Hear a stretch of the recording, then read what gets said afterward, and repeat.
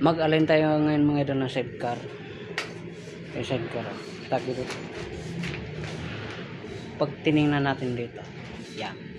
Ganyan ang tayo niya, tagilid. Di bali, nakagayan siya. Tagilid, tingnan din. Yan. Tuwid naman ang kanyang gulong. Yan. Ito yung batalya mga idol. Inayos na natin ang batalya nito.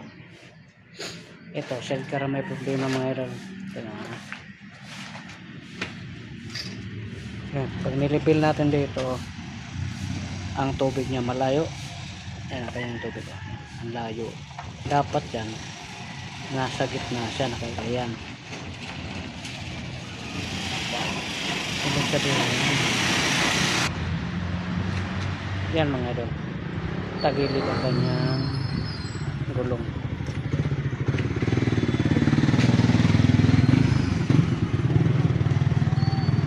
Ito may problema niya.